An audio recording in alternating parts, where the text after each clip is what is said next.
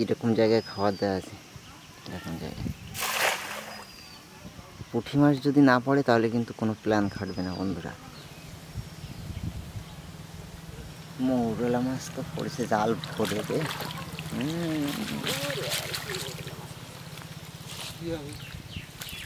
কি হবে এখন আর খায়? জাল ভর্তি হয়ে উঠেছে মৌরলা মাছ। এর ভিতর পুঁটি মাছ তো নেই মনে হয়। একবারই জাল ফেলে জালে যা মাছ উঠেছে তাতে সব ছাড়তে পারিনি। মৌরলা মাছ তো বেশি সময় থাকলে মরে যায়। পুঁটি মাছ পড়েছে একটা না দুটো, ওর ভিতর রাখা রয়েছে, তার সঙ্গে মৌরলা মাছ রয়েছে, ওই দিয়েই দেবো সন্ধ্যাবেলায় বসে এই খালে। পুঁটি মাছ ধরতে গিয়ে দেখো কতগুলো মৌরলা মাছ হয়ে গেল এখন।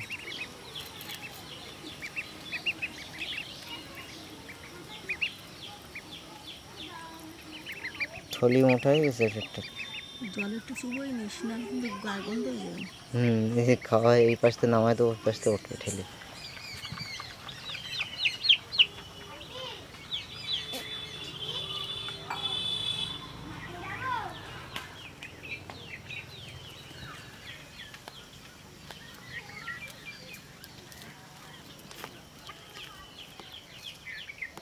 নমস্কার বন্ধুরা, সবাইকে স্বাগত জানাই সুন্দরবন কিচেনের আরও একটি নতুন ভিডিওতে।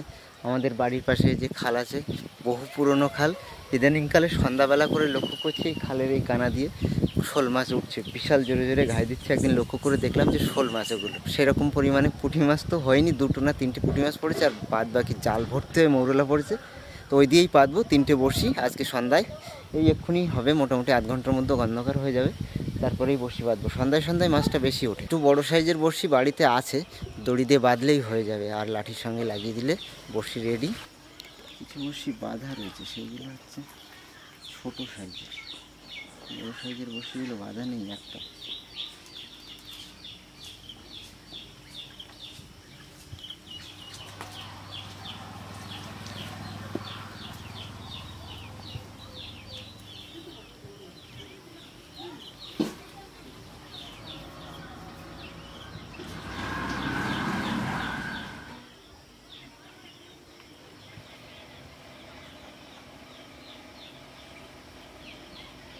দুটো রেডি হয়ে গেছে, এটাই লাস্ট বাকি আছে লাঠি দিয়ে বাঁধার। দেখো যদি বড় একটা শোল মাছ ভালো থাকলে বাঁধবে। এরপরে তো বৃষ্টি আরো বেশি এসে যাবে, তখন আর বড়শিতে একদমই মাছ বাঁধবে না, ওই সব মাছ বিশেষ করে। জল ভরা থাকবে না চারিদিকে। এখন উঠছে সন্ধ্যাবেলা করে, দেখি একবার চান্স নিয়ে। শোল মাছ আবার জ্যান্ত চার ছাড়া মানে হবে না, খেতে আসে না। ওই আটনে রাখা মাছ না, তিনটে পুঁটি মাছ। তিনটে পুঁটি মাছ নেই মনে হয়, একটা মনে হয় চলে গেছে। হ্যাঁ, দুটো আছে, আর মৌরলা মাছ আছে, ওই দিয়েই দেবো। মৌরলা মাছ জ্যান্ত থাকবে খানে বাবা, এমনি কম, তা চলে যাসনি তোরা আবার।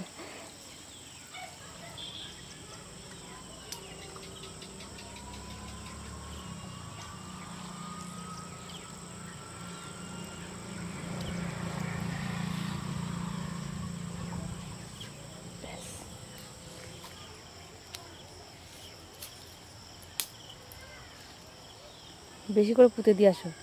ওই যে মাছ নড়বে এবার, আর ওই দেখে দেখে শোল মাছ যদি ভাগ্যে থাকে আসবে। দেখো উঁচু করে দেখো।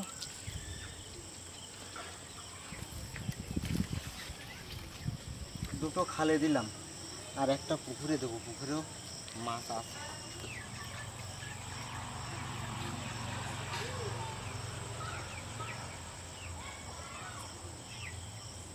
ঠিক আছে,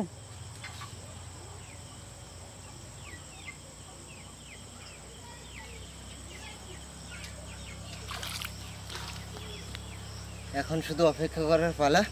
কপাল যদি ভালো থাকে তো বাঁধবেন, না হলে দেখা যাক কি হয় রাত্রের মধ্যে।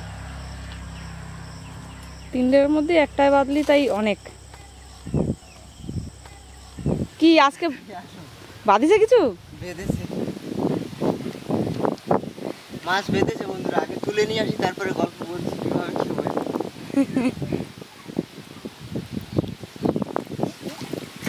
চলে না যা, তাড়াতাড়ি নিয়ে আসো টানি। বেশ ভালোই তো, মোটামুটি খুব যে অনেক বড় তা না, আর ফুসকে মাছও না। চলো চলো চলো চলো চলো।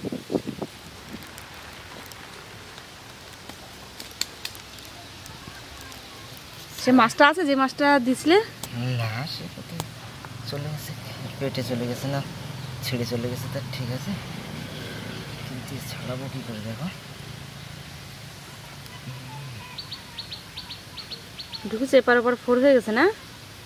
দেখুন বন্ধুরা, এ কেমন খাওয়া খেয়েছে যে বড়শি ছাড়াতেই পাচ্ছে না। নতুন বড়শি দেওয়া হয়েছিল তো ওই জন্য, যদি পুরনো বড়শি হতো তা পুরনো বড়শি আলঠাল বেশিটা থাকে না। এই যে ওরে বাবা, বড়শিটার কোথায় রাখো? এখন ঠান্ডা হয়ে আছে তো। বাবা এ ঠান্ডা,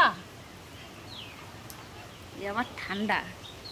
কেটে নিই মাছটারে। মাছটা বেঁধেছে বন্ধুরা, সত্যিই খুব লাকি। কেন বলছি, যেদিন রাত্রে বড়শি বেঁধেছিলাম ওদিন বাঁধিনি এই মাছ, মানে ওদিনের মাছ নয় এটা, পরে আরও 2 দিন বড়শি পাতা হয়েছে, মানে বড়শির চার খেয়ে যাচ্ছিলো অথচ মাছ বাঁধছিল না। তা লাস্ট এই গতকাল রাত্রে আমি পাতলাম, তার মধ্যে কিন্তু আবার বর্ষা নেমে গেছে। সন্দেহ ছিল যে বর্ষায় আবার বাঁধবে কি বাঁধবে না, তা আমি ভাবছিলাম যে লাস্ট দেবো, যদি বাঁধে তো বাঁধবে, না বাঁধলে ছেড়ে দেবো, এই সিজনে আর হবে না, বর্ষার পরে ধরতে হবে।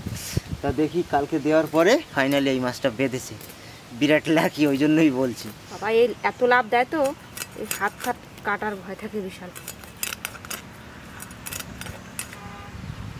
আজকে ভোর রাত্রের দিকেই বেঁধেছে বড়শিতে, তাই কেন রাত্রে যখন শোয়ার সময় চেক করছিলাম তখন বাঁধেনি। কিন্তু বর্ষা জোর আসার আগে কি আমি এখানে কাটে উঠতে পারবো? জোরে আসবে বলে মনে হয় তোমার?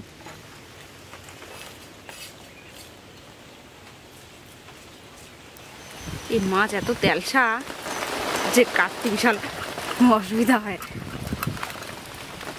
বাইরে বৃষ্টি এসছে জোর কদমে, ওই জন্য তুলে নিয়ে এসছি ঘরে। মাছটার পেটে ডিম হয়েছে, এখান থেকে কেটে ডিমটা বার করে নিই গোটা।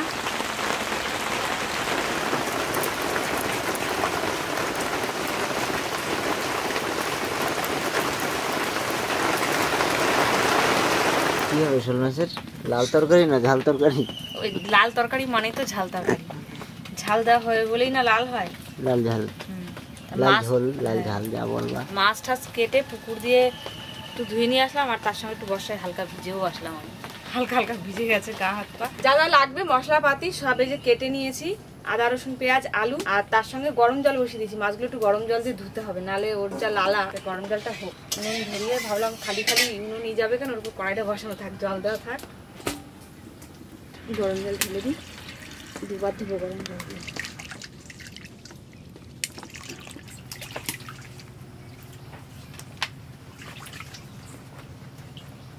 দ্বিতীয়বার গরম জল দেওয়ার আগে একটু ভালো করে নুন দিয়ে দেবো।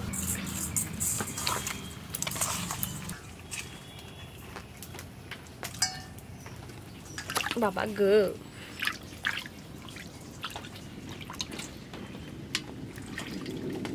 ব্যাস হয়ে গেল। গরম জল ঠান্ডা জল সব জল দিয়ে ধুয়ে নিয়েছি মাছগুলো।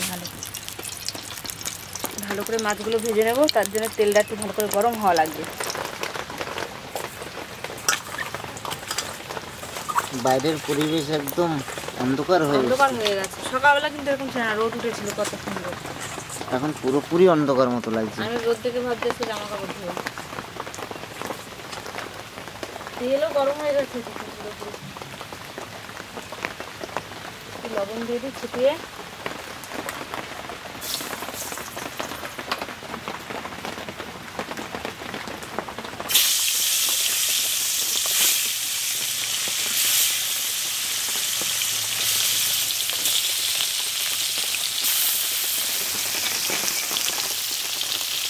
মাছ ভাজা হতে থাক, ততক্ষণ আমি সব মশলা বেটে নিই ভালো করে।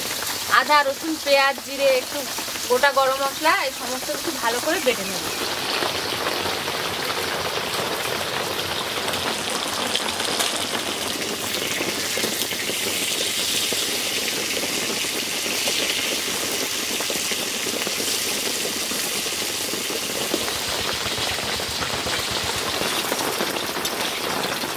মাছগুলো খুব সুন্দর করে ভেজে নিয়েছি, একটাও ভাঙছে না। আর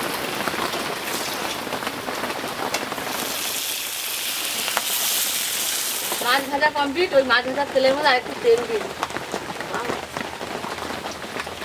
গরম তেলের মধ্যে গোটা জিরে আর তেজপাতা দিয়ে দেবো। আলু দিচ্ছি কেটে রাখা।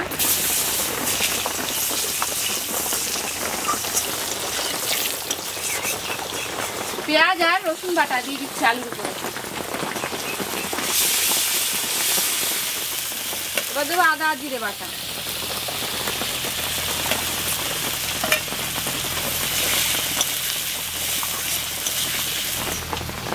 মশলা ধোয়া জল দিয়ে দেবো এবার। এখন সব গুঁড়ো মশলা দেবো, লবণ, হলুদ, লঙ্কার গুঁড়ো, আর দেবো একটু ধনের গুঁড়ো।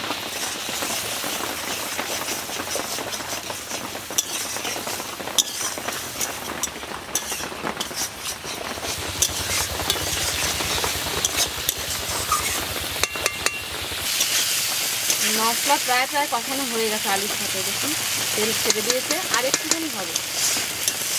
খুব ভালো করে কষে নিয়েছি, এবার জল দিয়ে দেবো।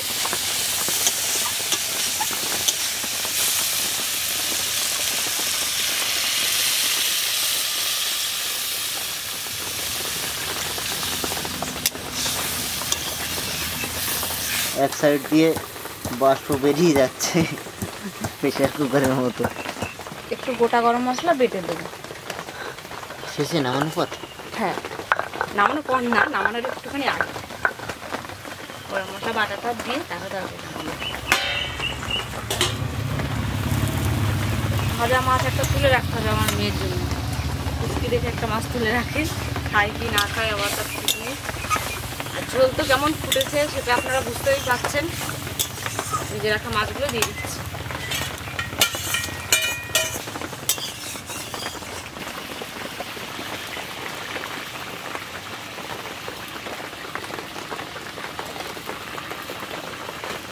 সব শেষে সেই বাটা গরম মশলা দিয়ে দিচ্ছি।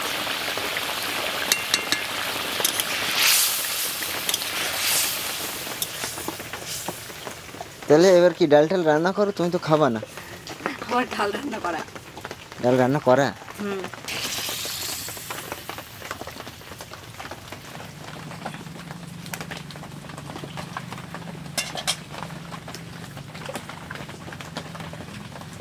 বাইরে প্রচণ্ড পরিমাণে অন্ধকার বন্ধুরা, কি বলবো। এত সময় মাঠ থেকে ঘুরে আসলাম, মাঠে কাজ বাজ হচ্ছিলো। এখন 4টে বেজে গেছে, খাওয়া দাওয়া হবে। অন্তিকা তো ডাল দিয়েই খাবে, আর আমি ডাল দিয়ে খাবো। সঙ্গে যেমন মাছের তরকারি, আমি 1 পিস খাবো, তো একদমই খাবে না। অন্ধকার, লাইট জ্বালানো, তাও কিছু দেখা যাচ্ছে না, এত অন্ধকার হয়েছে। আচারের সঙ্গে ডাল দিয়ে খাই এখন একটু। মা, শোল মাছের তরকারি খাইছিলে তুমি? ভালো আছে? আমার তো ডালের সঙ্গে আচার হলেই দারুণ লাগে, সত্যি দারুণ লাগে। আচারটা যদি না বানানো হয় আমের সময়, শীতকাল ভালো সেগুলো অত লাগে না, কিন্তু গরমের সময় একটু আচার হলে ভালো লাগে। ডালের মধ্যে একটুখানি শুকনো লঙ্কার ঝোল দিতে হবে, আর একটু আচারের আম, যা লাগবে তো। আমি তো শুধু আচার দিয়ে ভাত খেয়ে নিতে পারি। তুমি মাছ একদমই খাওয়া না? না।